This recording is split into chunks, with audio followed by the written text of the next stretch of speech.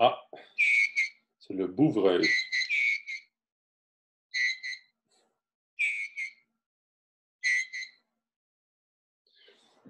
Donc voilà le petit générique. Donc bienvenue au nouveau Zoom live direct électroculture. Donc je suis Yannick Van Doorn. Donc là, on va faire un petit survol de l'actualité de la semaine, hein, des témoignages de la semaine qui sont passés sur le groupe sur Internet. Donc là, vous voyez par exemple une vigne. Hein, donc ça, c'est de Elisabeth Meizke. Ah, désolé si je fais une erreur dans le nom. C'est publié là dans le groupe. Et on voit la grappe de raisin qui est vraiment, qui promet d'être une belle grosse grappe. Et elle dit que c'était un peu par accident. Elle avait attaché sa vigne, le tronc de la vigne, avec du fil de cuivre. Et après, elle avait, pour tondre le gazon, ou je ne sais pas tout quoi. Et après, elle l'a détaché et il est resté deux boucles comme ça. Et après, elle n'avait jamais vu ça. Elle a remarqué que sa vigne avait beaucoup mieux poussé que d'habitude. Et c'est une variété qui donnerait des grappes assez petites en général. Et que là, elle a vraiment des très grosses grappes. Alors, elle a voulu témoigner son observation. Hein, c'est des témoignages qui sont très intéressants parce que c'est un peu des témoignages à des observations par accident. Et c'est comme ça souvent qu'on découvre beaucoup de choses. Voilà, donc ça c'est un grand merci à Elisabetta. Hein, on voit, je pense qu'elle est en Italie et souvent, souvent, c'est pas le mot, mais on a de plus en plus de témoignages venant d'Italie, hein, grâce à Andrea qui fait connaître l'électroculture là-bas. Il m'a encore parlé de super témoignages d'un producteur de plantes médicinales qui a des résultats assez impressionnants, mais il va, le jour venu, il publiera là-dessus. Mais vraiment, ça a l'air très intéressant. Donc, il va vous raconter plus tard. Donc, après, bonsoir Annie, bonsoir Jonathan, bonsoir Catherine, hein, bonsoir tout le monde. Après, deuxième témoignage aux nouvelles. Hein, donc, j'ai mis en ligne là la nouvelle antenne. Hein, donc, que je vous montre là. Vous voyez là. Ah, mais on voit mieux sur l'image parce que là, ici, j'ai pas encore mis en cuivre le tube. Mais vous voyez, ça fait une antenne type paratonnerre avec des doubles spirales. Je ne sais pas si on voit bien. Hein. Mais ça donne un peu un effet comme un vaisseau spatial. Hein. On est comme dans Star Wars, Star Trek. Ça, c'est marrant d'ailleurs. Hein. Mais donc, c'est une amélioration de l'antenne type paratonnerre qui promet d'être très intéressante, je pense. Hein. Donc, inspiré des travaux de Luigi Iguina avec les spirales. Hein. Donc, c'est cette année, hein, depuis un an, là, on expérimente vraiment beaucoup les spirales dans les réseaux avec des résultats assez intéressants. Voilà.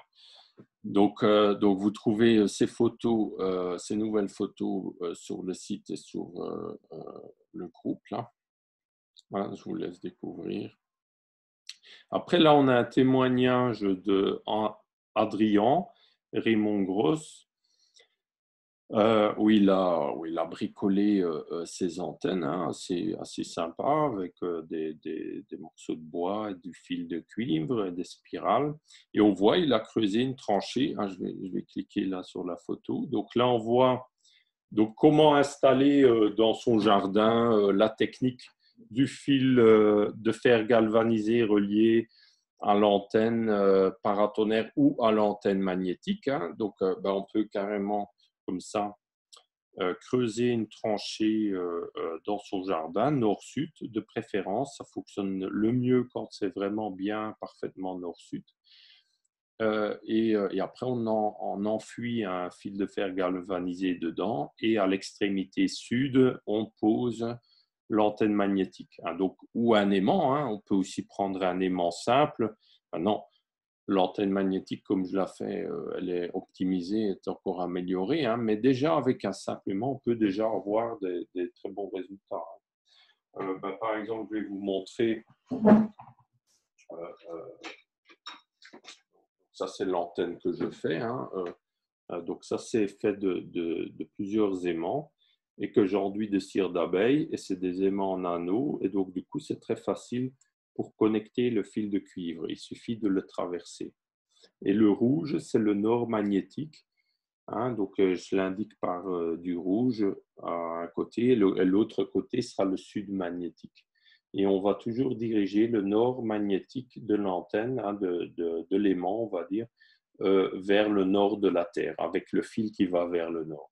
Si on le positionne différemment, à l'envers, ben on a des mauvais résultats ou pas de résultats du tout. C'est très important que ce soit bien orienté et positionné. C'est le plus important. Ce que je veux aussi dire, c'est que l'antenne fonctionne avec le champ magnétique terrestre. S'il n'y a pas de champ magnétique terrestre, l'antenne ne fonctionnera pas. Hein. Hein, c'est pas l'antenne en soi ou les fils en soi qui fonctionnent. Les fils fonctionnent comme une antenne avec le champ magnétique terrestre et vont amplifier le champ magnétique terrestre et améliorer la communication avec les énergies de la nature du champ qu'on retrouve dans le champ magnétique terrestre. Donc, s'il n'y a pas ce champ magnétique terrestre, vous pouvez positionner ça, je ne sais pas où, sur la planète Vénus ou Mars ou ailleurs, où il n'y aura pas de résultat. Hein, ça ne fonctionne pas comme ça. Donc, il faut bien comprendre ça. Ce n'est pas comme quand on fait l'électroculture avec un petit panneau solaire ou de l'électricité artificielle. Là, qu'il y ait un champ magnétique terrestre ou pas, il n'y a pas d'interaction directement, on va dire. Hein, mais que ça, c'est des antennes qu'on appelle passives, hein, donc les antennes d'électroculture passives. Et moi, je me concentre le plus sur tout ce qui est technique d'électroculture passif, parce que je trouve que c'est beaucoup plus intéressant de travailler avec les énergies naturelles que de travailler en faisant de l'artificiel. Hein, et comme on connaît, comme on sait, hein, tous les problèmes qu'il y a avec l'électricité artificielle, on n'est pas là pour rajouter encore des problèmes. Hein. L'électricité artificielle et naturelle est quand même bien différente sur beaucoup d'aspects. Hein. Donc, j'explique ça aussi dans mes conférences, plus en détail. Donc voilà, il y a cette photo-là qui est intéressante pour montrer en pratique, hein, pour ceux qui installent des choses, comment faire. Maintenant, si les plantes imaginons que les plantes sont déjà installées, comme par exemple là sur le bas, imaginons il y a un grillage, il y a déjà de la vigne et tout, alors on peut connecter le grillage à l'antenne, par exemple, à une antenne. Et ça peut déjà beaucoup aider aussi.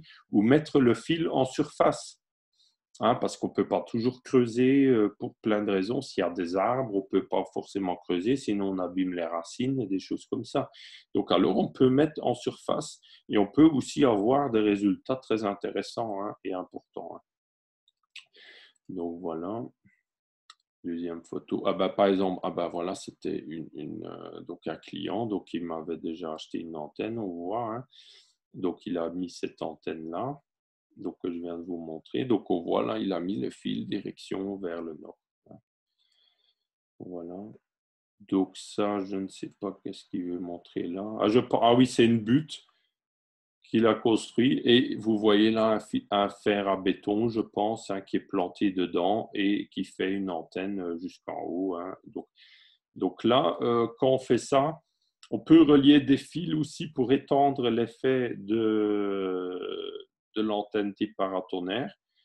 On peut relier des fils dans la butte, par exemple, ou dans le jardin autour. On voit qu'il y a un grillage derrière. On peut aussi relier l'antenne au grillage pour étendre tout le long du grillage. Ça peut aussi énormément aider les plantes le long du grillage.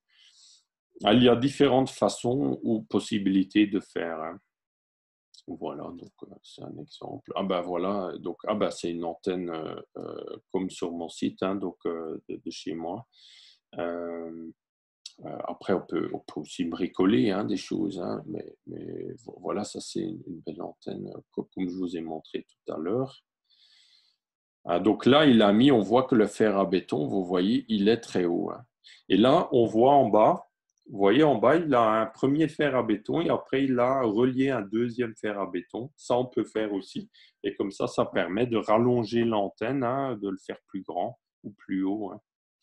En général, on peut mettre du fer à béton de 10 mm, 12 mm ou même jusqu'à 14 mm avec ce type d'antenne. Alors, on peut aller très haut.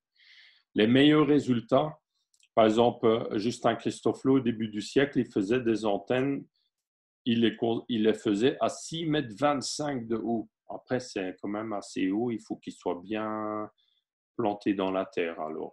Mais c'est tout à fait possible de faire à 6,25 m. Au plus haut c'est en général, au meilleur seront les résultats. Et au plus grande sera la surface traitée, la surface d'influence, on va dire. Voilà, ouais, donc ça c'est une antenne qu'il a fait, qu'il a bricolé avec un bout de bois qui avait une forme particulière, très intéressant aussi. C'est artistique, un peu allier l'artistique et le pratique.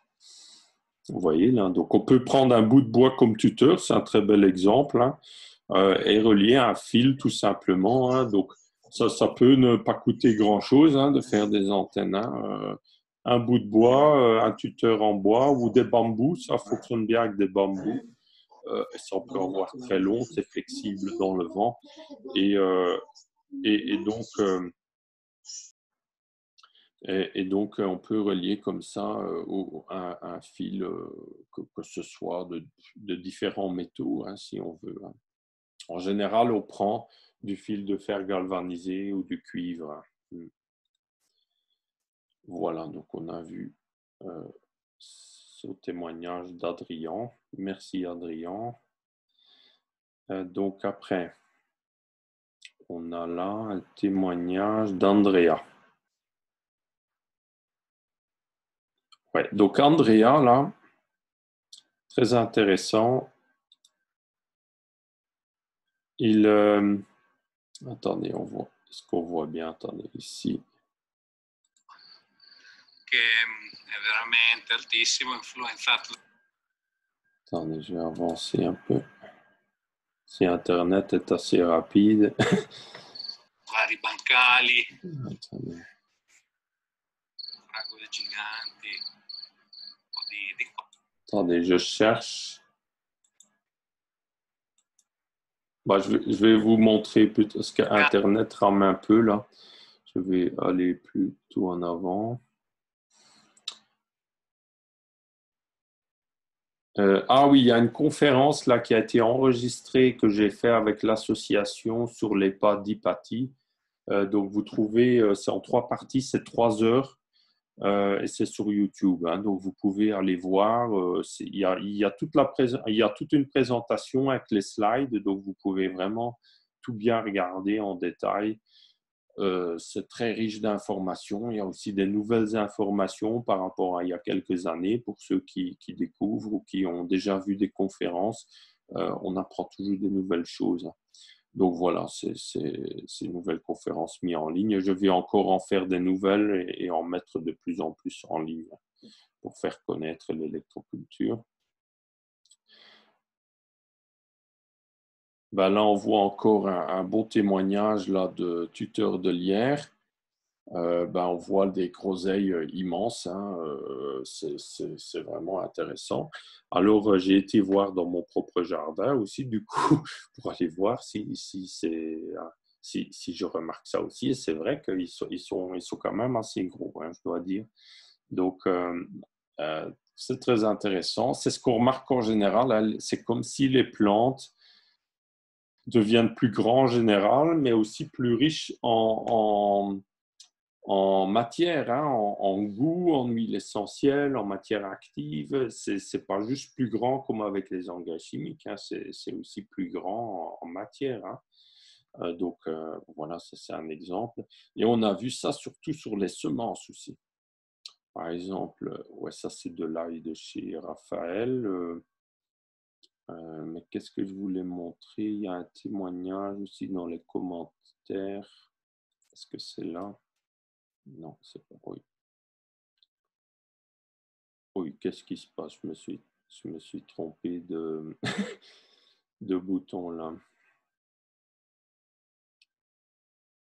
Ouais, maintenant, je vais retourner sur le... Excusez-moi, il y a un petit... Je vais vite retourner dans le groupe. Voilà. Voilà, où est-ce qu'on a? On était là. Hop, on est presque là. Ah oui, c'est ici. Donc là, on voit Loïc dans son jardin, hein, Loïc Etcheberry, hein, qui fait aussi plein de vidéos sur l'électroculture, permaculture, la débrouillardise, l'autonomie. Et, euh, et donc là, il avait une blette qui était immense, là, un très haut. Hein. Ça fait suite à ce que je vous ai montré la semaine passée, avec les graines de tournesol qui étaient vraiment gigantesques, hein, de ceux que j'ai récoltés d'un tournesol qui était déjà grand, mais les semences sont devenues 2 fois plus grands après une génération cultivée en électroculture.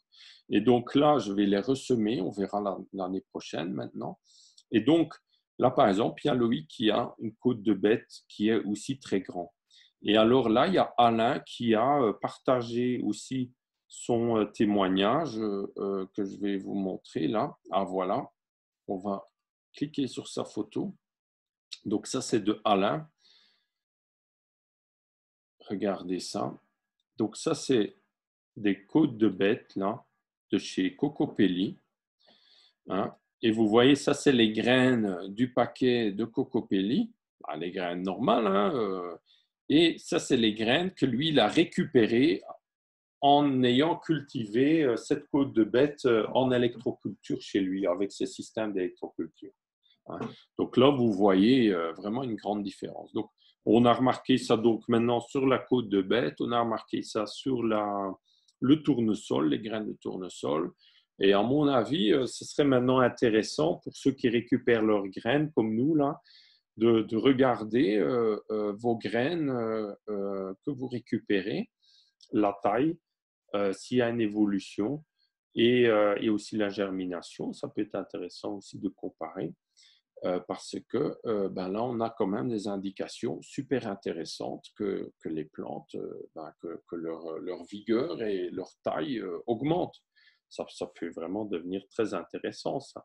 Après plusieurs générations comme ça, imaginez-vous, ça peut faire des choses très intéressantes en récolte, en, en qualité, en production de diverses cultures. Hein.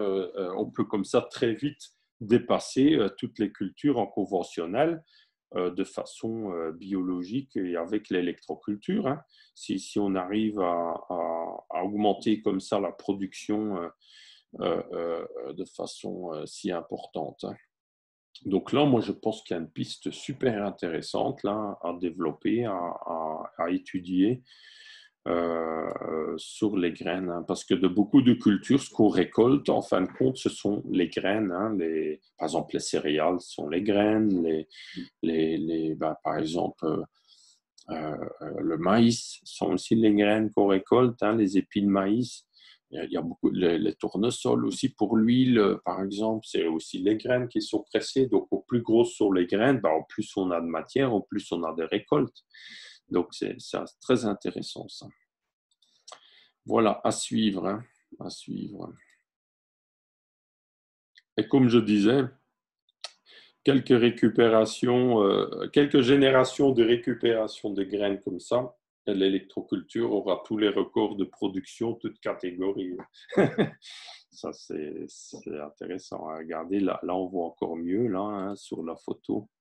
Sur cette photo-là, hein, regardez la différence de taille. Ça, c'est plus que doublé. Hein, ça, hein, si on veut mesurer le poids, il faut prendre par exemple 100 graines comme ça et 100 graines comme ça et comparer. Alors on peut mesurer le poids. C'est comme ça qu'ils font souvent en science. Ils prennent 100 graines et ils mesurent le poids et après ça s'appelle le poids de 100 graines ou quelque chose pour comparer. Ça fait une moyenne en même temps. Et sans graines, on évite à 100 graines. J'avais aussi remarqué cet effet-là avec des céréales, avec du blé. Dans un champ où j'avais mis, où il y a toujours l'électroculture, hein, j'avais aussi remarqué ça, que les grains étaient nettement plus grands. Parfois, sur la culture même, la plante, on voit pas forcément, elle n'est pas forcément plus grande, mais quand on regarde après de plus près, en détail, ben, souvent les graines sont beaucoup plus grandes. Donc, ça, c'est intéressant. Donc.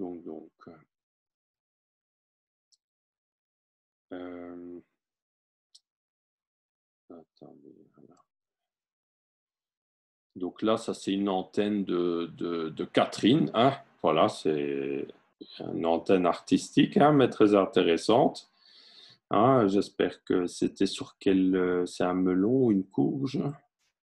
Un melon, ouais, c'est assez difficile, hein, les melons dans nos climats. Ah ben, espérons qu'ils se portent bien. Moi, j'ai eu un peu de difficulté avec les melons. J'ai eu des attaques au niveau de la tige de certains insectes. Mais voilà, on verra bien. C'est encore un peu tôt. Ah ben, donc là, on voit encore de Teotata Noatum, je pense que c'est en Tahiti. Oui, voilà. Où on voit aussi une butte avec des antennes. Ben, il y a beaucoup de Tahitiens et aussi d'habitants de Nouvelle-Calédonie et des îles qui me suivent. J'ai même eu une fois une participante des îles Marquises qui est venue au stage. C'était assez exceptionnel. Ça m'a fait un grand plaisir, un grand honneur d'ailleurs qu'elle soit venue de si loin exprès. Donc, un grand merci, hein, à tous les Tahitiens et tous ceux de Nouvelle-Calédonie qui partagent aussi leurs témoignages. Et ça montre aussi que l'électroculture fonctionne dans tous les climats. Hein. Que ce soit dans les climats froids au Canada, parce qu'il y en a qui font, il y a par exemple, comment elle s'appelle, Cindy, qui fait des cultures dans le nord canadien, hein, où il gèle même en été. Hein. Elle fait des cultures sous serre. Et là aussi des bons résultats avec l'électroculture. C'est partout ou là-bas en Tahiti et Nouvelle-Calédonie. Donc ça fait grand plaisir. Donc ça, c'est une présentation qu'on voit là de Andrea, hein, où il témoigne tous ses résultats. Hein, c'est très dynamique. Actuellement, c'est en italien, mais je vous invite quand même aussi à regarder. C'est très intéressant aussi. Hein. Il a sa façon d'être et de faire qui est aussi très passionnante et communicative. Voilà, donc on était là environ. Ouais, voilà, j'avance. Donc Loïc, on n'a pas fini de voir ses témoignages aussi. Hein. Il a un super beau jardin. Et il explique bien en vidéo aussi, hein, l'électroculture. Donc là, on voit des photos, des témoignages de Anaïs Nicoprema. On va regarder ces photos. Par exemple, là, vous avez la tige en tube d'une antenne paratonnerre, probablement. Elle a juste mis une boucle. Vous pouvez embobiner le fil tout autour comme ça. Hein. C'est peut-être même mieux que comme ça à voir. Et après, la relier à un grillage qui est à moitié enterré. Hein. Donc, on peut aussi faire comme ça. Hein. Ça fonctionne aussi. C'est une façon de faire. Hein, il y a des techniques comme ça. Par exemple, là, on voit peut-être un peu mieux. On peut s'imaginer. Là, il y a le tube probablement relié à un grillage. Et après, un peu plus loin, il y a un autre grillage qui n'est relié à rien. Et alors, ça crée un champ d'énergie entre les deux. Et toutes les plantes qui sont entre les deux sont censées pousser mieux. Donc, à voir. Cette façon, ce montage comme ça, je ne l'ai pas encore fait moi-même comme ça, mais on le voit dans certains articles anciens de Rustica dans les années 60-70. Hein, à voir. Après, vous voyez, c'est quand même plus de travail que de juste mettre un fil. Là, vous aviez un petit grillage, là, vous avez aussi un petit grillage. Après, C'est parfois embêtant quand un grillage il traîne dans son jardin à voir, hein, mais ça peut très bien fonctionner aussi. On peut aussi imaginer une version un peu différente où on a un grillage qui est par exemple en fer et un autre en cuivre. Et alors là, et après on relie avec un fil l'un à l'autre. C'est une autre technique d'électroculture qui fonctionne très bien, même sur des grandes surfaces, hein, même sur des hectares. Hein. Ils ont fait ça au début du siècle où ils ont doublé des productions sur des hectares, rien qu'en mettant comme une plaque en fer et une plaque en cuivre de chaque côté du champ qui était reliée à un fil. Hein. Donc, c'est tout à fait possible de faire ça aussi. Voilà, donc après des photos. Voilà, ça c'est une antenne avec des morceaux de zinc, je suppose, hein, de gouttière ou de... Après, on peut faire un peu n'importe comment on veut. On peut avoir des résultats hein, déjà avec des morceaux de fil. Même si on ne met rien du tout, imaginons qu'on a un tube très long ou un fer à béton très long, même sans autre artifice au-dessus, ça peut déjà avoir beaucoup d'effets. Hein. Ça peut déjà avoir de l'effet. Hein. Ça a déjà un effet d'antenne d'électroculture, hein, comme ça. Ah ben là, on voit un autre angle de vue du jardin. Il faut imaginer quand on a une antenne paratonnerre, je ne sais pas si on voit ma souris, mais ça fait, imaginons que là, on a une ligne de champ électrique à 1 mètre du sol qui a 100 volts. Et au sol, c'est 0 volts. Alors là, au pied de l'antenne, c'est 0 volts et on va amener le 0 volts au-dessus. Et alors, ça fait comme une ligne de champ invisible qui fait comme un parasol, comme ça. Je ne sais pas si on voit ma souris pour visualiser. Et donc, ça protège électriquement toute la zone en dessous du parasol, on va dire. Il y aura moins de ravageurs, moins de maladies, ça va pousser mieux, parce que ce sera l'air, on va dire, va être plus électronégatif, on va dire, que au-dessus de l'antenne. Et donc, ça va aussi protéger électriquement les alentours. Un arbre fonctionne aussi comme ça. Un arbre protège comme ça ses alentours par, comme on dit, la génération d'ions négatifs. Mais en réalité, ça fait comme un champ électrique autour qui est électronégatif, plus électronégatif que si l'arbre n'était pas là ou l'antenne n'était pas là.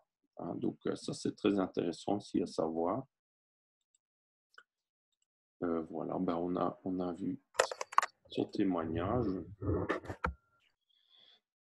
Donc, après, on va voir un prochain témoignage. Ah ben là, une première expérience d'édite. Hein, donc, pareil, souvent on commence avec les antennes type paratonnerre hein, quand on commence. Personnellement, mais moi, je n'ai pas commencé comme ça. Moi, j'avais commencé avec des aimants reliés à des fils hein, tout au début. Après, maintenant, je fais aussi les antennes paratonnerres. Je fais un peu de tout maintenant. Mais donc là, c'est trois jolies antennes. Hein. On voit que c'est un paysage assez dégagé. Probablement, je suppose qu'il y a peut-être beaucoup de vent aussi par là. Quand il y a du vent, ça peut stimuler aussi le fonctionnement d'antennes type paratonnerre parce que le vent va stimuler l'électricité aussi. Hein. Donc, ça peut avoir un avantage et des inconvénients hein, parce qu'il y a des plantes qui n'aiment pas ça aussi. Donc là, on voit, là on a mis 3. Après, énergétiquement, moi, je sens ça assez harmonieux, là, hein, je sens ça assez positif. Pourquoi je dis ça? Parce que parfois, quand on en met trop d'antennes, quand on en met beaucoup, c'est pas forcément bien, c'est pas forcément bon. Et il faut imaginer que chaque antenne fait une sorte de champ d'énergie et il faut que tout ça soit en harmonie l'un avec l'autre. Si on crée des disharmonies, alors ça crée une sorte de chaos, ça peut perturber aussi les énergies et alors ça pousse moins bien. Je connais des témoignages chez certaines personnes où il n'y a pas de résultats ou même des mauvais résultats et ils ne comprennent pas forcément pourquoi. Parce que, et souvent, ils en ont mis de trop. Ah, souvent, ils ont mis plein d'antennes de trop, on va dire. Hein. Après, ça peut aussi avoir d'autres raisons. Hein. Peut-être c'est pas ça le problème, peut-être c'est encore ailleurs le problème. Il y a notre propre conscience qui joue aussi, hein, et des forces invisibles aussi. Il faut aussi voir chaque chose dans son contexte. Hein. C'est pas toujours aussi simple. Hein. Là, on voit un outil, une fourche bêche là. Vous savez, quand on travaille le sol avec du fer, j'ai aussi des outils en fer, hein, mais ça perturbe l'énergie du sol. Et ça, c'est des recherches, des découvertes de Victor Schauberger qui montre ça. Et alors, quand on travaille le sol avec des outils en cuivre ou en bronze, qui est un alliage de cuivre, on n'a pas ce problème, beaucoup moins. Et il y a déjà eu des tests comme ça chez des agriculteurs où ils ont... Ah, il y en a qui ont leur micro. Ouais. Il y a déjà eu des tests comme ça chez des agriculteurs où ils ont... déjà, Victor Schauberger a fait ce test. Ils ont testé 2 champs traités exactement pareil. Un champ avec les outils en fer classique et un champ avec les mêmes outils mais en bronze.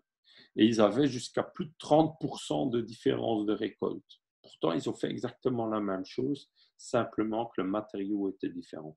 Et chaque matériau a des propriétés énergétiques, va interagir avec les énergies autour.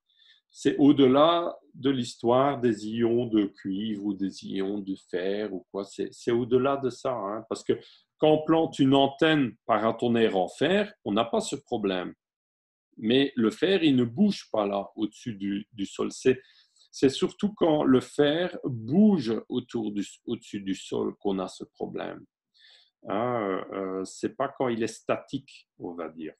Alors voilà, après, c'est un peu difficile à expliquer, mais... et donc, on peut neutraliser cet effet négatif du fer. Ça permet de ne pas devoir changer tous ces outils avec des outils en bronze, hein, ça coûterait très cher. Alors, on peut neutraliser cet aspect négatif d'absorption d'énergie vitale des outils en fer du sol. Et donc, on peut le neutraliser avec un morceau de cuivre et de bois de hêtre. Et quand on relie ces deux ensemble avec l'outil en fer, ça va annuler cet effet négatif sur le sol. Vous voyez, donc ça c'est très intéressant. C'est ce que j'appelle sur mon site l'harmonisateur cuivre-hêtre. Hein, donc c'est un petit morceau de tube de cuivre qui est rempli de bois de hêtre. Après, si vous me demandez pourquoi du hêtre, pourquoi du cuivre, c'est énergétique. Hein. On n'a pas une explication rationnelle à ça, mais on remarque ça vraiment par les mesures énergétiques que c'est une réalité, hein. C'est clair et net. Et on le voit sur les cultures, on le voit sur les résultats sur les cultures. Hein. Donc, j'ai déjà eu plusieurs témoignages d'agriculteurs qui ont fait le test qui ont comparé des champs où ils ont appliqué cette méthode et pas, et ils ont vu des différences. Voilà. Donc, on peut appliquer ça sur des simples outils de jardin ou on peut appliquer ça carrément sur le cultivateur qui se met derrière le tracteur ou l'appareil, ou la machine pour labourer. On peut mettre ça sur toutes les machines. Hein. C'est un simple petit objet, hein, et ça suffit pour neutraliser l'effet négatif de toute une machine. Hein. Par exemple, là, on voit de nouveau l'histoire de tranchée. On peut faire ça. Si on le fait avant de faire ses buts, c'est encore plus simple. Alors, on le pose juste à terre, hop, et on met la terre dessus d'à côté. Voilà, ça peut être une technique. Ou on met le paillage. Si on met beaucoup de paillage, on peut mettre le fil dessus, et après le paillage, toujours par-dessus, et à la longue, ça s'enfuit presque tout seul, si on met beaucoup de paillage. Voilà, c'est des petites astuces. Hein.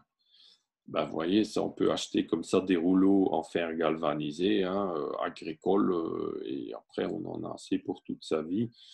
Là, on voit pareil, de nouveau, un grillage, hein, là, qui sépare probablement le poulailler. Ben, on peut, si on cultive des plantes le long, on peut carrément connecter ce grillage à une antenne type paratonnerre. Hein, et ça va énergétiser, ça va aider toutes les plantes qui poussent le long du grillage. Voilà, on a vu son témoignage. Ben, merci Edith pour ton témoignage, pour ton montage et bonne récolte, bonne réussite. Ah là, Andrea, là on voit son témoignage. Est-ce que c'est son dernier? Oui, ça c'est son dernier d'aujourd'hui. Donc là, très intéressant, là vous allez découvrir son asperge gigantesque. Regardez, son asperge fait plus de 2 mètres de haut. Jamais vu ça. Voyez. Regardez, là, ça c'est le dessus de l'asperge. Donc Andrea, vous voyez, ça c'est les montagnes derrière, en haut, devant chez lui. Il habite vraiment au-dessus d'une montagne à 1000 mètres d'altitude. Hein, donc c'est un climat froid en hiver, chaud en été. Un peu comme chez moi, mais un peu plus chaud que chez moi. Moi, j'habite dans les Vosges alsaciennes à 550 mètres d'altitude. Chez lui, quand j'avais été, il faisait encore un peu plus chaud quand même en été. Il fait plus chaud. La végétation démarre plus vite. Mais en hiver, c'est un peu pareil. Hein, voilà, c'est assez pareil quand même globalement. Mais là, regardez. Vous voyez, l'asperge remet. Jamais vu une asperge monter aussi haut. Hein. Donc là, il y a vraiment un effet de l'antenne, hein, il raconte. Donc il a une antenne là juste à côté, hein, très haute. Ah oui. Et ce qui est intéressant, c'est que son antenne, vous avez vu peut-être un peu plus loin, il a un arbre à côté. Regardez. Et souvent, on se dit, ah, à côté des arbres, ça ne fonctionne pas ou moins bien. Ben, on remarque que ce n'est pas toujours le cas. On voit que parfois, ça fonctionne très bien à côté des arbres aussi. Donc, ce n'est pas une règle absolue. En général, on essaye d'éviter les arbres autour qui sont plus hauts. Mais on a quand même remarqué, comme chez Andrea, qu'il y a aussi des effets très intéressants, même près des arbres. Hein, donc, ce n'est pas une règle absolue. Hein, voilà. Donc, on fait aussi comme on peut et on ne comprend pas tout encore. Hein, mais c'est très intéressant. Voilà. Donc, voilà des belles fleurs, des lupins qu'il a chez lui. Moi, j'aime bien aussi les lupins. Ben, justement, ils sont aussi occupés à fleurir. Donc, au niveau climat, on est un peu pareil. Ils sont aussi au même stade chez moi. Ça, c'est dans sa serre miraculeuse où il cultive en mélange tout un tas de plantes. Hein. Voilà, je vous laisse découvrir. Hein. Il a aussi des côtes de bêtes ou des betteraves qui montent en fleurs, qui sont assez immenses. Ça, c'est intéressant comme témoignage. Là, on voit du basilic. Et là, c'est un basilic. Vous voyez une antenne type Lakowski, un circuit Lakowski. Et vous voyez que la germination s'est nettement mieux passée. Et on voit que le basilic est bien plus en avance. Est bien plus en avance là qu'à côté, à gauche, où les petits qui ont germé sont plus petits et il y en a beaucoup moins aussi. Donc ça, c'est vraiment un témoignage. Ça a l'air de bien fonctionner sous le basilic, ça. Hein. Et on voit sur le circuit Lakowski, ces deux fils. Hein, donc il a, en général, c'est un fil de cuivre comme base et après, on peut rajouter encore un autre fil d'une autre matière. Maintenant, là, il faudrait vérifier avec lui qu'est-ce qu'il a mis exactement. Mais si on veut faire simple, pas se compliquer la vie et faire la base, alors on met juste un fil de cuivre.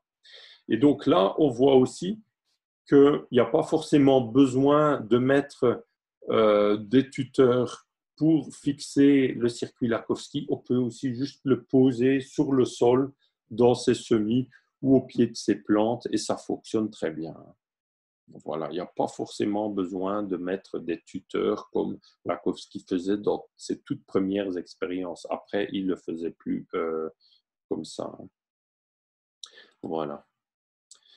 Donc ça, c'est un test avec les pyramides. Là, on ne voit pas encore trop, hein, bien que. On voit que ça se développe bien là en dessous de la pyramide, le basilic aussi. Bon, là aussi. Là, on dirait qu'ils sont plus petits quand même, hein, à gauche. Donc, on dirait qu'il y a qu'on voit aussi déjà une tendance intéressante. Là, la vigne, bah, on voit aussi des grappes qui promettent de devenir de belles grappes aussi, hein. Là, lui, Andrea, il utilise beaucoup de spirales, hein, dans son jardin et ça a l'air de très bien marcher aussi. C'est très complémentaire aux autres techniques. On peut combiner les spirales tout à fait avec les antennes paratonnerres, avec les antennes magnétiques, avec les circuits Lakowski. On peut tout à fait combiner. Souvent, on me demande quelle est la meilleure technique, etc. Ben, en réalité, il n'y a pas une meilleure technique. Toutes les techniques sont intéressantes et sont tout à fait complémentaires parce qu'en général, c'est souvent ça travaille ou ça optimise des énergies différentes. Donc, on peut tout optimiser. Donc, on peut utiliser toutes les techniques. Après, chacun dans son contexte, il va utiliser souvent les techniques qui lui sont le plus pratiques, accessibles, et ouais, pratique pour son jardin ou ses cultures, hein. Ben, on voit, là, il y a énormément de raisins qui se préparent, hein. Voilà, je vous laisse découvrir, hein, le témoignage d'Andrea. Ben, grand merci, Andrea, pour tous tes témoignages très réguliers d'ailleurs, hein. Je vous invite aussi, n'hésitez pas à partager régulièrement vos témoignages, hein. Ça intéresse tout le monde et ça fait vivre le groupe et c'est toujours passionnant et on apprend toujours quelque chose. Donc là aussi, ça c'est très intéressant, une petite touche de fait, hein. J'ai voulu partager ce post de Philippe François. Ben, vous voyez une main là, une image comme d'une fée apparaître. Vous voyez, ça peut être, est-ce que c'est un insecte? Est-ce que c'est une vraie fée? Ou est-ce que c'est une illusion d'optique d'un insecte avec la lumière? Tout est possible. Mais en tout cas, ça existe vraiment, hein. Et si mais moi, j'ai appris ça par les livres de Findhorn, hein, de Aylen Kadi, et sur les êtres élémentaires, les énergies. Et après, un jour, j'ai rencontré Harry Oldfield, que je vous invite aussi à voir ses conférences sur Internet. Maintenant, il est décédé, il était âgé. Mais Harry Oldfield, c'est un inventeur qui était spécialisé dans les recherches sur la photographie Kirlian, hein, donc où on peut photographier les champs électriques autour des êtres vivants. Et alors, ben, on peut voir des choses qui sont habituellement invisibles, hein, donc des énergies subtiles. Et après, lui, il a développé son propre système avec une caméra. Donc, il n'a fait plus vraiment besoin de prendre une photo. On pouvait voir en live, on va dire, avec une caméra et des logiciels. On peut aussi analyser la lumière et voir des énergies subtiles. Et il avait développé tout un appareillage comme ça à partir des années 70. Et il allait sur des sites comme Stonehenge et des pyramides et pour aller mesurer, observer les énergies. Et il m'avait, je me rappelle toujours de ça, on était dans un restaurant ensemble et il m'a montré une photo d'une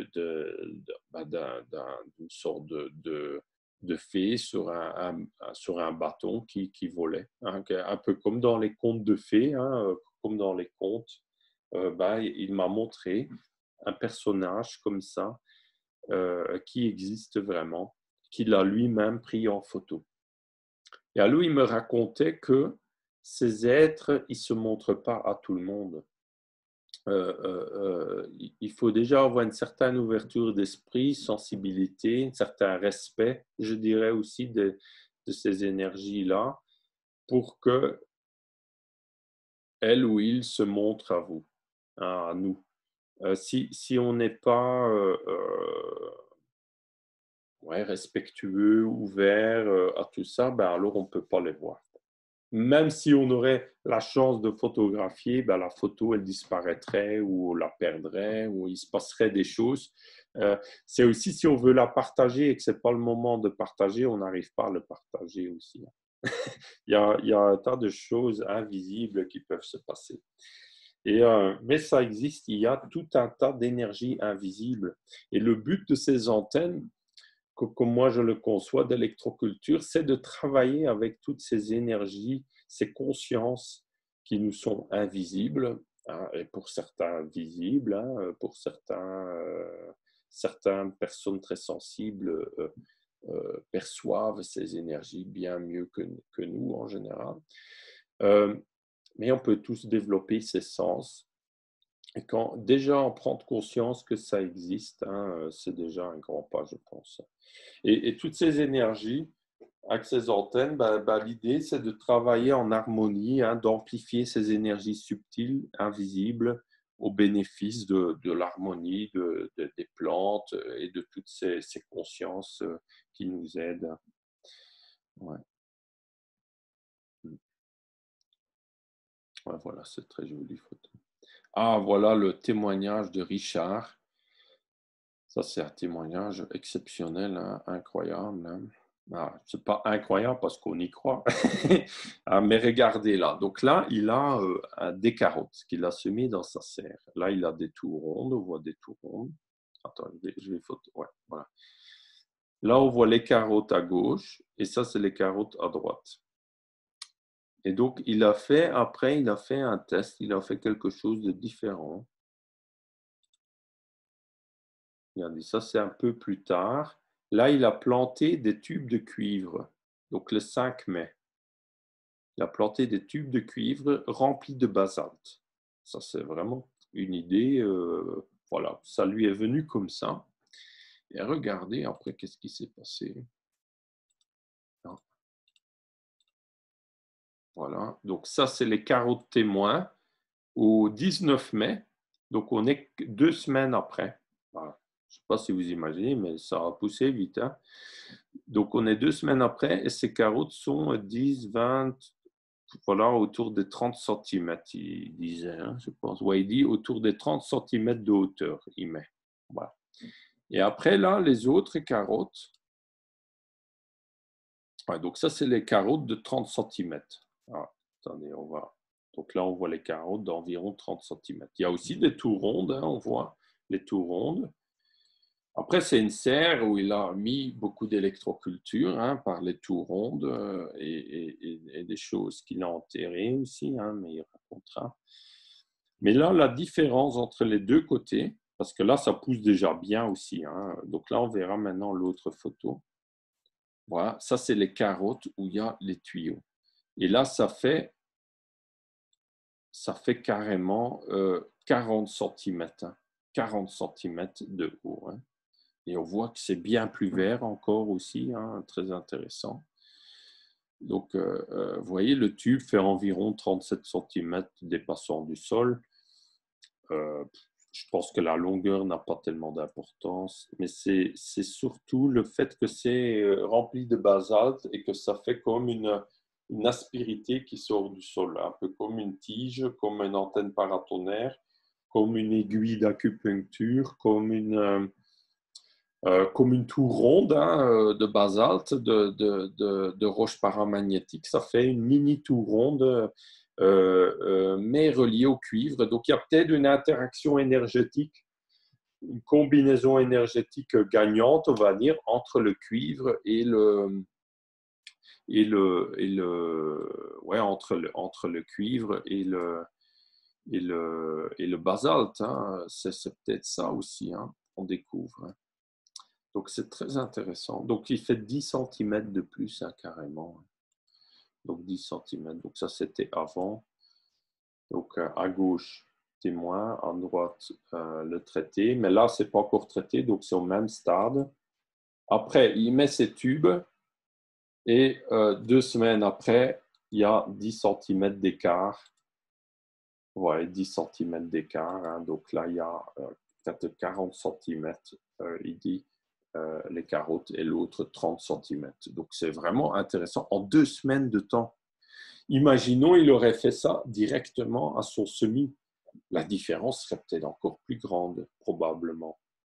Maintenant, à voir, le test continue. On est maintenant le 23 mai. Donc, le test continue. Hein, dans quelques semaines ou mois, il va peut-être sortir des premières carottes pour comparer, pour voir. On est très curieux, Richard. Un grand merci. Hein, Séverine et Richard, je vois que vous êtes là. Ça fait plaisir. Donc, voilà. Là, je pense que Richard a découvert une nouvelle technique là, qui est très, très intéressante. Maintenant, ça a donné des idées. On peut imaginer de remplir une antenne paratonnerre avec un tube rempli de basalte. Est-ce que la longueur du tube joue? Est-ce que ça fonctionne mieux quand c'est long ou quand c'est ou un petit morceau, ça suffit peut-être? Qui sait, à expérimenter. Si on mettrait qu'un tube, est-ce que ça fonctionnerait aussi bien que si on en met là, comme il a mis 4-5 sur une rangée? Est-ce qu'on peut espacer de plus grand? Donc tout ça, c'est des petits tests à faire maintenant, à évaluer ou à ressentir ou à mesurer pour voir quel est le rayonnement d'action. On a déjà une idée, hein, parce que là, on voit bien que les deux, vous voyez là, il a ces quelques tubes. Ah non, ça c'est le témoin là. Donc ça c'est des bâtons là. Attendez, je vais prendre la photo, l'autre photo. Oui, là. Donc ça c'est d'un côté de la serre et de l'autre côté il n'y a pas d'effet. Donc c'est à 2-3 mètres je dirais. Hein. Donc ça veut dire que ça n'a pas plus d'effet. Ça ne va pas plus loin que 2 mètres peut-être. À voir. Hein. À tester. Peut-être si on fait ça en plus long, ça peut peut-être avoir un effet exponentiel, une surface bien plus grande. Hein. On ne sait pas pour l'instant, mais c'est très intéressant. Un exemple, là, on va voir la vue d'ensemble quand c'était semé. Ah, voilà. Vous voyez là, c'est là qu'il avait mis les tubes après. Là, on voit bien que c'est pas tellement grande distance. Hein. Il y a peut-être 1,50 m là. Oui, 1,50 m entre les deux. Donc, on voit que ça a eu un effet assez local quand même. Donc, c'est intéressant dans les potagers. En grande culture, peut-être moins. Hein. C'est peut-être pas faisable. Mais il y a une idée là derrière qui est très intéressante. Hein. Ah, ouais.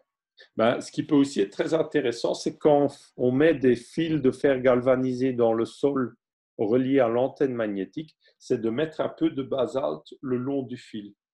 Ça, c'est aussi très intéressant. Je pense que ça amplifie encore l'effet. L'effet antenne magnétique avec le champ magnétique terrestre. Ça rejoint peut-être un peu ça aussi. Ben voilà, on a vu. Donc, là, ça c'est... Ouais, donc là, je vais revenir à ça après. Donc là, on voit le témoignage de Dominique Belen qui nous montre, c'est une question qui revenait souvent, hein, comment faire une petite tour ronde, comment bricoler soi-même une petite tour ronde. Donc on avait déjà fait une vidéo avec Richard où on explique un peu ça. Hein, mais voilà, là, Dominique, il fait aussi des belles vidéos très didactiques, hein, donc pour les bricoleurs. Sinon, vous trouvez des tours ronds déjà toutes faites sur mon site, hein, c'est le plus simple et il fonctionne très bien. Et sinon, vous pouvez faire comme Dominique fait. Hein, il a rajouté une chose en plus, c'est le graphite, hein, ou le charbon de bois broyé. Donc ça, c'est quelque chose de nouveau. C'est une nouvelle expérience dans ce sens-là. Donc on verra ce qu'il aura comme résultat. hein, Dominique, mais c'est possible que ça peut encore amplifier l'effet. À voir, on verra, on est très curieux. Donc, il a fait une vidéo que vous trouvez un peu plus loin. Là, il vient de la publier. Donc, il a fait une vidéo où il explique comment il a fait son moule et comment il a démoulé, hein, parce que c'est pas si évident que ça aussi, hein. Dominique, c'est un très bon bricoleur, hein, donc il est arrivé assez vite à le faire. Mais voilà, hein, les bons bricoleurs, ils y arriveront bien, mais c'est pas toujours si évident de faire ça. Mais donc, en gros, la tour ronde, si on fait des petites tours, la base, c'est vous mélangez du basalte avec du ciment, tout simplement. Voilà. Et vous mettez un maximum de basalte, mais suffisamment de ciment que ça tient ensemble, on va dire, hein. Et le basalte est aussi très riche en silice. Et il faut prendre un basalte qui est très paramagnétique, hein, si on veut le maximum de résultats. Après, tout le reste sont des optimisations. La couleur, les spirales, le quartz, le graphite, tout ça, c'est des pistes pour optimiser l'effet, mais qui peuvent être très intéressantes, hein. Nous, par exemple, les tours que vous trouvez sur mon site, ils sont faits donc de basalte en sable et poudre. Et donc, ça fait la fraction sable pour mélanger au ciment, plus de la poudre. Et on met un cristal de quartz dedans et 2 spirales en cuivre aussi. Et après, aussi la cendre agniotrin. Hein, donc, et une oxyde de fer ou pour donner la couleur rouge ou la terre de sommière pour donner la couleur terre de sommière ou rien du tout pour donner la couleur plutôt claire, blanche, beige autour, hein. Voilà. Donc, c'est très intéressant, hein. Par exemple, là, on voit des circuits Lakowski faits par Gilles, hein. Je pense qu'il habite aussi à Tahiti ou dans les îles, hein. Très intéressant aussi. Il y a un groupe très, très actif, hein, aussi dans les îles, hein, là-bas. Et donc là, on voit, il a fait des circuits Lakowski où il a tortillé un fil de cuivre rouge et un fil de cuivre gainé bleu. Pourquoi? Parce que les deux, chaque couleur a des effets aussi un peu différents du circuit Lakowski. Et ça peut être très intéressant de combiner les deux couleurs, hein. Voilà, donc il s'est fait une après-midi atelier bricolage d'antenne Lakowski. C'est très intéressant, vous faites ça une fois, après vous mettez ça autour de tous vos arbres fruitiers, vos plantes, et vous verrez des grandes différences, hein, en général. Ça marche très bien sous les arbres fruitiers, hein. Là aussi, on voit, ça c'est une plante, c'est un témoignage de Michel Dibolt. Donc c'est des monardes, il dit, qui étaient identiques au début. Il a mis, donc là il y en a un, on voit qui est petit, deuxième qui est déjà plus grand avec un circuit Lakowski bleu, et troisième beaucoup plus grand avec un circuit Lakowski où il a combiné différents métaux, 5 métaux, or, argent, cuivre, nickel et tin. Après, faire ça, c'est déjà tout un travail, hein. C'est intéressant dans le côté recherche, mais après, dans la pratique, pour industrialiser ça ou faire ça à grande échelle, c'est déjà bien plus compliqué. Ça coûterait déjà beaucoup plus d'argent parce qu'il y a quand même de l'or et de l'argent dedans. Ah, donc, il y a aussi le risque après de se faire voler. Mais on voit bien qu'il y a vraiment un effet très, très intéressant, hein. Ça optimise encore plus l'effet, hein. Mais le cuivre est toujours la base, hein, en général. Le cuivre est la base.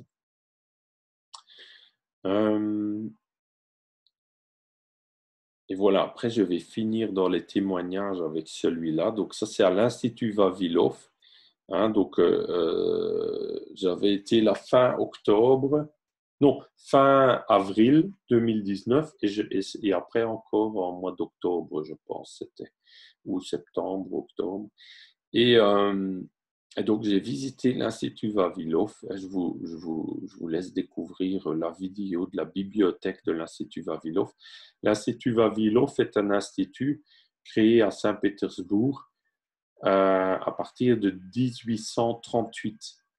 Et il sauvegarde des milliers de variétés. C'est même c'est des dizaines de milliers de variétés de graines de différentes plantes de culture du monde entier, avec un intérêt agronomique du monde entier. Ça a survécu les guerres, les différentes guerres, la Deuxième Guerre mondiale aussi. Même qu'il y avait la famine à Saint-Pétersbourg, ben, le personnel de l'Institut Vavilov, ils sont enfermés dans l'Institut et ils n'ont pas mangé les graines qui étaient stockées. Ils préféraient avoir faim ou jusqu'à mourir de faim que de manger juste pour sauvegarder tout ça. Et l'armée opposée, hein, l'armée nazie, voulait prendre possession de cet institut pour prendre les richesses ou détruire, et ils n'ont pas trouvé. Donc, ils ont eu la chance de ne pas trouver, on va dire, et ça a comme ça permis de sauvegarder cet institut qui est quelque part à rescaper comme par miracle des révolutions, des guerres, de tout ce qu'il y a déjà eu en Russie depuis plus d'un siècle. Donc, c'est vraiment une mine d'or d'informations, cet institut. Et donc, j'ai trouvé là ce document, hein, Annales de la recherche agronomique sur l'électroculture de l'Institut de Beauvais. En France, hein, ben, il y avait un exemplaire de ce document à l'Institut Vavilov. Donc là, je lance un appel pour ceux qui connaissent l'ISAB à Beauvais. Donc c'est l'institut là où l'école d'ingénieurs ou la grande école d'agriculture en France, là, à Beauvais. Ben, ceux qui étudient là-bas ou qui ont des contacts là-bas, si vous pouvez chercher dans leur bibliothèque, si vous trouvez encore des documents autour de l'électroculture. Il doit certainement en avoir dans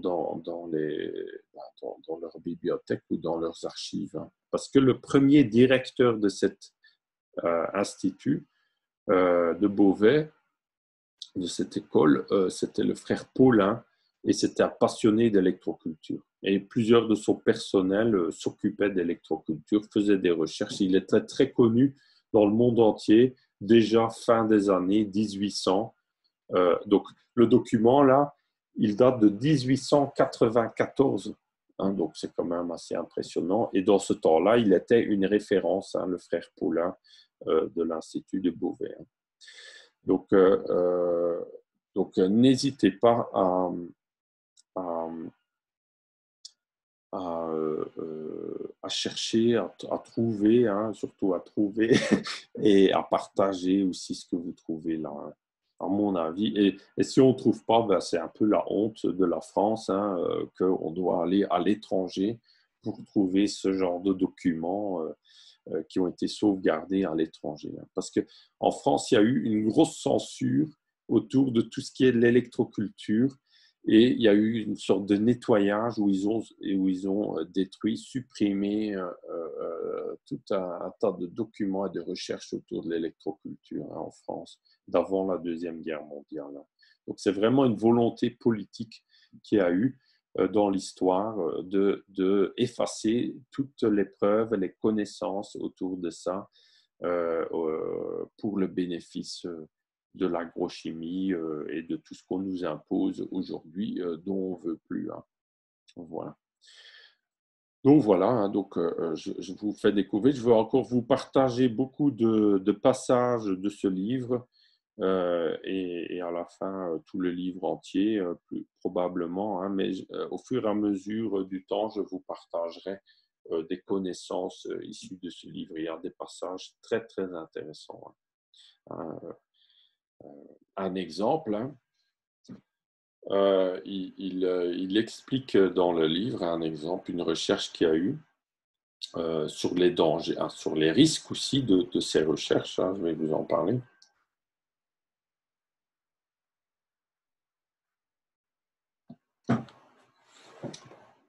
imaginons, ils ont pris une antenne. Dans ce temps-là, c'était beaucoup avec les antennes type paratonnerre, hein, comme vous voyez là, la photo. Hein. Donc, je vais cliquer dessus, là, voilà. Là, vous voyez, voilà. Description du géomagnétifère, hein, donc, hein, du frère Paulin. Hein. Ben là, vous voyez une grande antenne. Ben, imaginez, ils ont fait, donc une antenne comme ça pouvait faire là 12,50 m de haut. 12,50 m. Imaginez. Et là, je viens, en lisant ça, là, j'ai un eureka parce que j'ai découvert quelque chose. Je vais vous le partager tout de suite. C'est comme quoi on apprend tous les jours. Regardez. Là, il dit, j'en ai même les frissons. Ça paraît tout bête, mais ce que je vais dire, mais regardez. Là, l'antenne paratonnerre de Frère Paulin, là, il fait 12,50 m. J'avais jamais fait le lien avec Justin Christoflo, mais maintenant je le fais. Quelle est la hauteur que Justin Christoflo utilise? 6,25 m. Ben, c'est 12,50 m divisé par 2. Ça fait 6,25 m. Donc, c'est qu'il s'est inspiré directement de l'antenne de Frère Paulin. Vous voyez, donc là, il y a vraiment un lien direct là. C'est très intéressant ça. Pourquoi il a choisi exactement la moitié? Pourquoi pas, je ne sais pas. Voilà. C'est peut-être qu'il y a quand même un effet antenne d'une longueur d'onde, peut-être, qui fait 12,50 m ou 6,25 m ou une harmonique de ça, à étudier. Là, je lance une piste de recherche là, à vérifier. Peut-être qu'il y a une onde de la Terre et qui permet d'optimiser cet effet. Alors, on pourrait aussi avoir un effet alors avec 3,12 m et demi. Hein, on divise alors 6,25 m divisé par 2, ça fait 3,12 m et demi. Peut-être, hein. À voir, à voir, à voir. Mais donc là, j'ai découvert une nouvelle chose et on a découvert tous ensemble, là, hein, je vous le partage. Andrea sera très content quand il verra ça, parce que c'est une information qui est peut-être très, très, très intéressante. Et donc, ouais, donc, ce que je vais vous raconter, je vais vous partager la page. Il faut que je la retrouve et je vous la partagerai. Hein. Mais c'est encore une autre page. Mais ils ont pris une antenne de ce type et très haut et ils ont plongé l'extrémité dans un seau, par exemple, avec de l'eau. Mais de l'eau avec des impuretés dedans. Je ne sais pas, il y avait peut-être un mélange de plantes ou quelque chose. Hein, mais après, ils ont fait d'autres tests. Et par exemple, ils ont mis un acide, de l'acide acétique ou du vinaigre dedans. Voilà, acide acétique, c'est du vinaigre. Hein. Et l'ingénieur, c'est un ingénieur agronome de Saint-Pétersbourg qui faisait des recherches avec ça. Il a touché l'eau, il a eu un choc électrique et il en est mort. Ça avait emmagasiné tellement d'électricité que le fait de toucher, ça fait comme un court-circuit entre l'électricité dans le seau et la terre à travers lui. Et il a eu un choc électrique, il a peut-être eu une crise cardiaque, quelque chose, et il est mort. Voilà. À cause du choc. Et donc, après, dans le livre, il conseille de toujours relier le liquide à la terre. Imaginez, vous faites ça avec votre arrosoir. Vous mettez ça dedans et comme par hasard, vous allez toucher l'eau de votre arrosoir, ben, vous pouvez peut-être avoir un choc électrique, vous voyez. Donc, c'est une histoire vraie, hein. C'est une histoire qui est décrite dans ce livre. Hein. Alors, vous n'aurez pas ça avec une petite antenne ou avec un tout petit peu d'eau, je ne pense pas. Mais ça permet d'envisager aussi des systèmes de chargement de batterie, des systèmes et d'ailleurs ça existe, il y a plusieurs brevets, et quand on voit qu'on peut avoir un tel choc électrique d'en mourir, c'est qu'il y a beaucoup d'électricité, c'est pas juste l'électricité d'une petite batterie 9 volts, là, hein. Là on parle de quand même une certaine quantité d'électricité, hein. Et d'ailleurs, moi, j'ai remarqué un phénomène un peu similaire où j'ai aussi toujours un choc électrique, c'est avec ma gouttière. J'ai un toit plat d'un local où la gouttière sort et si c'est en contact avec l'eau, là, j'ai pas de choc électrique. Mais si moi, je suis dans l'eau, même avec mes bottes, hein, n'importe, et je suis toujours avec mes bottes dans cette eau-là, j'ai fait que le toit plat, il se remplit de 5 à 10 cm d'eau. Et c'est comme un bassin, on va dire. C'est pas fait pour, mais ça va. Et, et j'ai mis une pyramide dessus.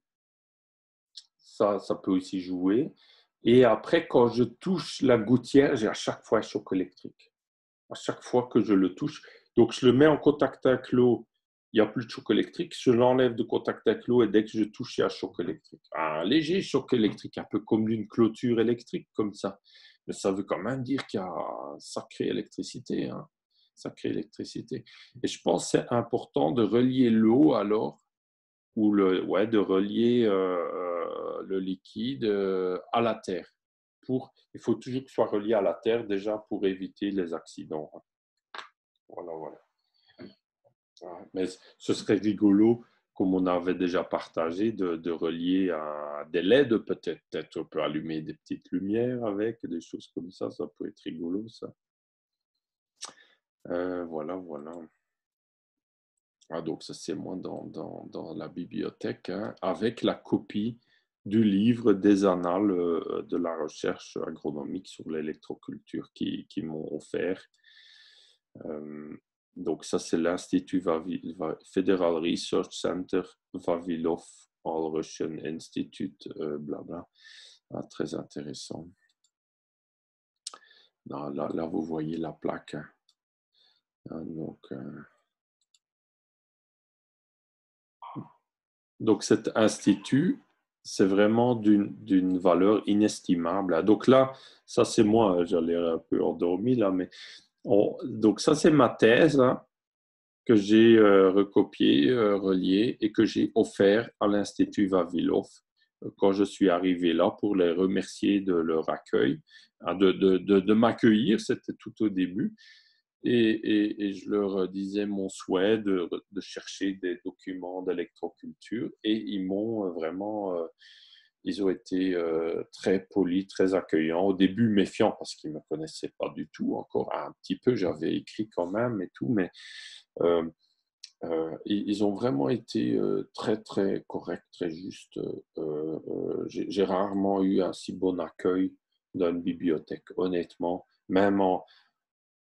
honnêtement, c'est un des meilleurs accueils. J'ai déjà été dans beaucoup de bibliothèques. Hein, et c'est comme, on va dire que l'Institut Vavilov, ou la bibliothèque ancienne, là, ben, j'ai l'impression que malgré la valeur inestimable de cet institut, qui sont assez peu sollicités, demandés. Et alors quand quelqu'un vient, qui a vraiment un réel intérêt venant du cœur pour leur travail et ce qu'ils font, ben, alors ils sont là, vraiment, ils sont très heureux de partager leur passion et de partager leur travail hein, pour aider l'humanité. Ils sont très conscients de la valeur que représente l'Institut dont ils sont responsables. Hein.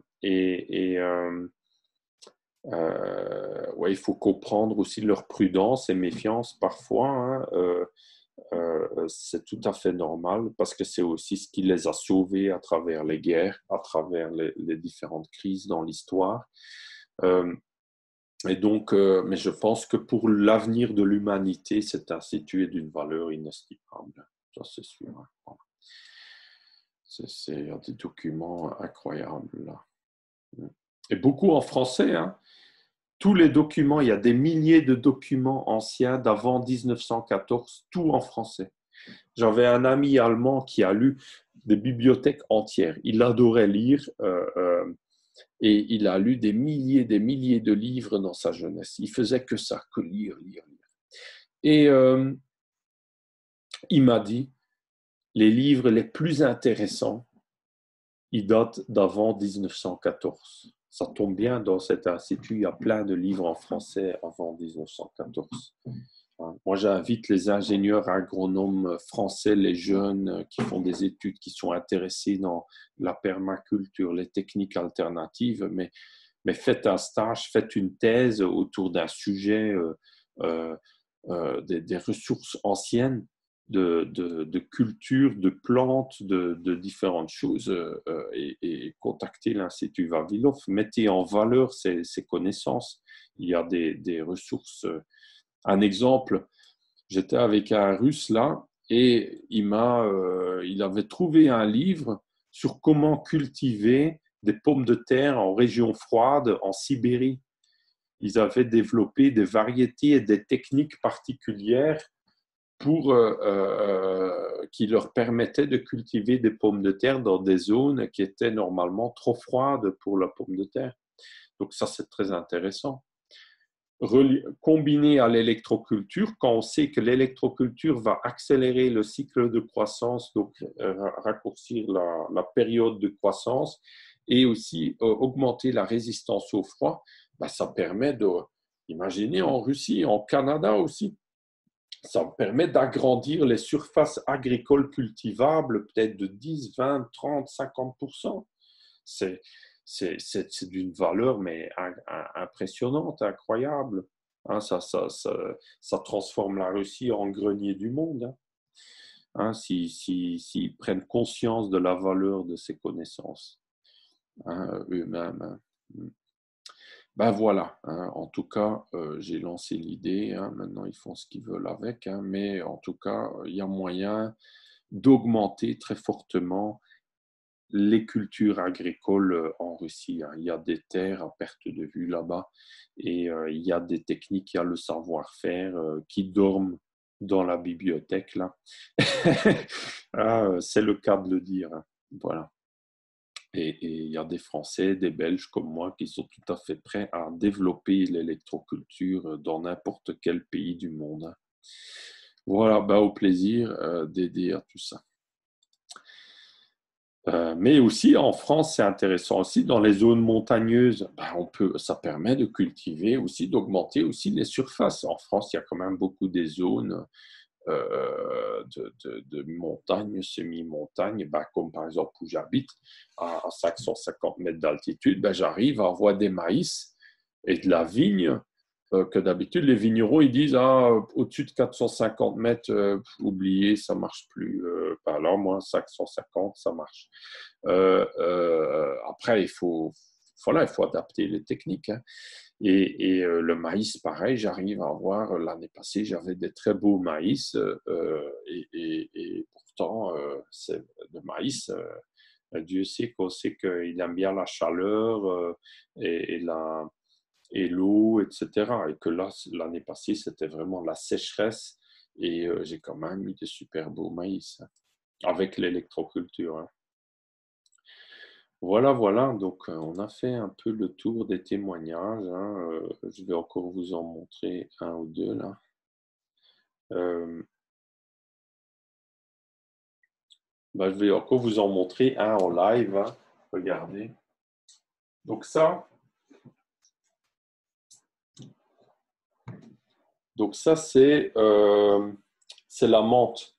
Ah, il y a Michael Surdiou, je pense, et quelques autres. Ils cultivent, je leur avais envoyé de la menthe de chez moi, là, qui était devenue jusqu'à 1,80 m de haut une année, là. L'année passée, elle était un peu plus petite, je dirais 1,70 m, quelque chose comme ça. Là, elle fait déjà 67 cm de haut, hein, environ. Hein, j'en ai aussi 70 cm, mais là, au 23 mai, regardez, j'ai exprès pris une tige. Je ne sais pas si on voit bien. Hein, ouais, une tige depuis le sol jusqu'en haut pour vous montrer. Et elle fait, voilà. Voilà, là. Ouais, là, 65, comme ça. Ah, non, 67. Voilà. Je ne sais pas si on voit. 67 cm. Ah, c'est à l'envers, là, mais n'importe. Voilà. environ. Hein. Et ça vous donne une idée. Donc, ceux qui participent à la petite compétition entre nous, là, je suis curieux. Quelle est la taille chez toi de la menthe? Je ne me rappelle plus du nom, il faut que je cherche. Mais regardez, c'est un peu dufteux comme ça. Des grandes feuilles. Ah, grandes, ils sont très grandes les feuilles. Hein. Je ne sais pas si en temps normal, ils sont aussi grandes. Hein, pour ceux qui ne font pas d'électroculture, mais regardez. C'est une feuille là qui fait, elle fait 5 centimètres. Ah non, 5 centimètres et demi de large. Vous voyez la menthe là? 5 centimètres et demi de large. Et voilà, elle fait et, euh, et 9 centimètres de long. Ah, donc elle fait 9 centimètres de long environ. 900, après ça se voit pas bien, j'arrive pas bien à faire là. Mais, et 5 cm et demi de large. Alors, voilà, j'ai pris un peu au hasard où ça pousse bien. Et voilà. Après, je vais vous en montrer encore autre chose là.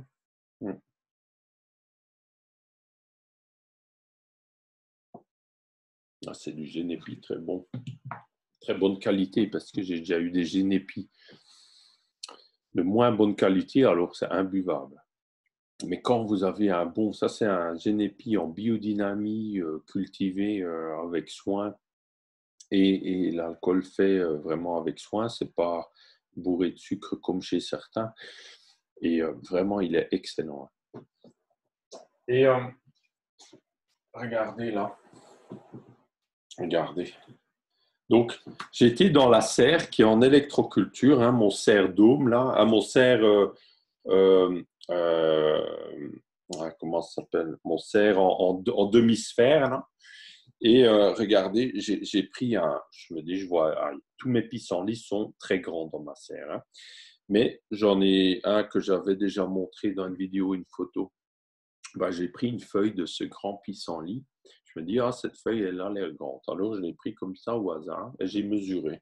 J'avais juste pris pour faire la vidéo. Hein. Je n'ai même pas comparé à d'autres, j'ai juste pris un au hasard. Et c'est mon record, je n'ai jamais eu autant. Hein. Regardez, là, je ne sais pas si vous voyez là, mais là, c'est le 50 à mon pouce, là. Vous voyez? Et là, vous voyez, ça fait, après là, il s'est déjà un peu rétréci parce qu'il n'y a pas d'eau, mais il est à 54,5 cm là. Mais il était à 55, attendez. Ah ouais, il dépasse un peu. Voilà. Donc là, il fait, voilà. On va dire 54,5. Ah, tout à l'heure, il était 50. Je pense qu'avec, comme il se déshydrate, il a déjà un peu rétréci, mais 54,5. Tout à l'heure, j'avais mesuré 55. Mais déjà, 54,5, c'est énorme. Ah, je n'ai jamais vu ça. Hein. Regardez. Donc ça, c'est une serre que j'ai en électroculture. Hein. Vous voyez, ça, c'est le bout du pissenlit. Là. Voilà. Hein. Donc, si vous faites une salade de pissenlit, là, vous prenez 2 feuilles et vous avez votre salade. J'exagère un peu. Mais vous voyez, ça, on peut faire un... Vous voyez? Ça, c'est un sacré pissenlit. Et il est vraiment bien vert. Vous voyez la feuille? Rien que la feuille, déjà, elle fait une largeur, là, impressionnant. Hein? Donc, regardez, là, elle fait... là au-dessus, elle fait environ 15-16 cm. Hein. Ouais, je vais une fois mesurer. Je vais essayer de la sécher entre du papier.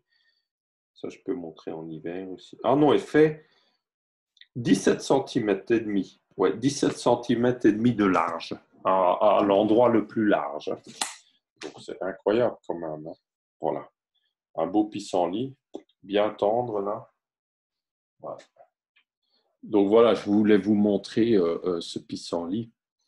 Où est-ce que j'en étais encore conversé? Ah, ouais. Donc, Andrea avait aussi des grands pissenlits hein, de plus de 45 cm de long. Hein, donc, n'hésitez pas à regarder d'autres plantes où vous avez des zones d'électroculture, même même les herbes ou soi-disant mauvaises herbes ou indésirables, ben, regardez la taille qu'ils prennent dans les zones d'électroculture. Ça peut parfois être impressionnant et ça peut être très intéressant aussi, hein. Oui, voilà. Après, encore une petite chose, c'est un peu la saison des limaces, hein. Moi, cette année, j'ai pas trop de problèmes de limaces, assez étonnant, hein. J'ai beaucoup de limaces dans le jardin, mais j'ai pas vraiment de dégâts de limaces, hein, pas beaucoup. Mais je vais vous montrer une astuce, une piste très intéressante. C'est le laurier. C'est le laurier palmatum ou le laurier ou une autre variété, le laurier cerise, qui est très intéressant. Donc là, j'ai pris des feuilles là. Donc, vous voyez, c'est très toxique, hein, cette espèce-là. Vous voyez là. Donc on trouve comme plante ornementale dans les buissons, hein, ou dans les haies. C'est assez courant, hein. Euh, euh, et donc, ça a des feuilles un peu comme ça, caoutchouteuses, presque assez. Et les jeunes feuilles, ben, ils sont assez souples là, il est en train de se déshydrater. Donc, voilà. Ben, vous prenez ça, vous broyez en petits morceaux, vous prenez une feuille là, comme ça, une grande feuille, et vous la déchirez comme ça, voilà, en petits morceaux. Et ça, vous mettez autour de la plante à protéger, au pied. Et ça sent un peu l'amande comme ça. Mais attention, c'est toxique, hein. Et ça, vous mettez autour du pied et vous verrez, ça protège très bien contre les limaces. Les limaces, ils n'aiment pas, ils s'éloignent. C'est un répulsif. C'est un répulsif limace. C'est très intéressant. Donc, il ne faut pas utiliser un attractif limace avec un répulsif, parce que sinon vous annulez l'effet de l'un de l'autre. Donc, si vous mettez de la bière ou des choses comme ça attire les limaces, alors vous mettez dans un coin, et ça, c'est répulsif limace, ça va pousser les limaces ailleurs. Donc ça, vous mettez autour de vos plantes à protéger les premiers jours qu'au transplante, par exemple, et ça fonctionne très bien. Ça va aider au moins une journée, voire 2, 3, 4, plusieurs jours. Alors, on peut facilement faire l'opération tous les jours. On broie un peu, et après, tous les jours, on met un petit peu autour de certaines plantes fragiles. C'est la première semaine en général qu'ils en ont besoin. Après, j'ai encore testé autre chose, mais je ferai une petite vidéo là-dessus exprès parce que peu de gens connaissent. C'est un maraîcher, un jardinier maraîcher qui m'a appris ça, qui a découvert ça très par hasard parce qu'il avait fait une butte avec beaucoup de branchages de cette plante et il avait remarqué que les limaces y partaient. Il s'éloignait. Et alors, il a remarqué, il a découvert que c'était cette plante. Ce qui est très intéressant aussi, Franck Natier a témoigné une découverte qu'il a faite, c'est que les limaces mangent les pucerons aussi. Donc, les limaces ne sont pas si mauvais que ça, hein. Les limaces mangent les pucerons sur les plantes. Ils ne mangent pas forcément la plante. C'est très intéressant aussi, ça. Ouais, ça c'est vraiment très intéressant. Ben, merci à la personne qui m'a partagé la vidéo de Franck Natier, hein. On se connaît un peu de loin depuis très longtemps, parce qu'on a un peu commencé à faire des stages, je pense, un peu en même temps, il y a une dizaine d'années. Lui, dans l'agroforesterie, permaculture, et moi en électroculture, hein. Donc, on se connaît un peu de loin, mais c'est très intéressant ce qu'il fait aussi. Et en tout cas, j'aime bien son approche. Et donc, vous voyez, ce qu'on peut aussi faire, je l'ai fait aussi, c'est vous prenez des feuilles, vous les broyez ou dans le broyeur, et comme ça, vous avez un stock un peu broyé, ça reste assez frais au frais, et après, tous les jours, vous pouvez l'utiliser un petit peu. Mais vous pouvez mélanger à l'eau, et l'eau va être imprégnée des sucres de la plante, hein. Vous mélangez des morceaux à l'eau. Et après, vous mettez dans un pulvérisateur, vous filtrez et vous pulvérisez les plantes à protéger avec. Et ça fonctionne très, très bien. Voilà. Je dois dire, contre les limaces, déjà avec l'électroculture, vous aurez beaucoup moins de problèmes de limaces parce que les plantes vont être plus fortes, plus solides, plus robustes, plus énergétiques, hein, plus vitales. Et les limaces, ben, eux, ils attaquent les plantes faibles. Hein, voilà. Donc, du coup, il y a déjà beaucoup moins de problèmes. Le problème se pose surtout quand on transplante, quand on affaiblit la plante. Hein. C'est à ce moment-là. Voilà, mais ça permet de protéger. Ça fonctionne très bien, je peux vous dire ça. Voilà, ben, merci beaucoup à vous tous. Donc là, j'ai fait le tour pour aujourd'hui hein, de la, des témoignages. On a survolé les témoignages. Je vous ai présenté. Voilà. Ben là, je vais donc arrêter l'enregistrement et je vais répondre à vos questions donc juste après. Voilà. Donc, ben merci à tous ceux qui regardent la vidéo, l'enregistrement, le replay.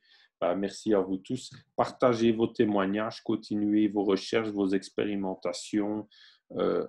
L'électroculture ben, se développe grâce à vous tous, à nous tous et à nos échanges. C'est vraiment coopératif. Hein. C'est grâce à la coopération, au partage des uns et des autres qu'on avance et que l'électroculture se développe. Hein.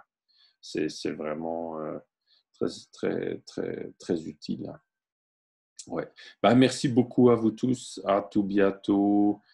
Donc là, je vais finir l'enregistrement.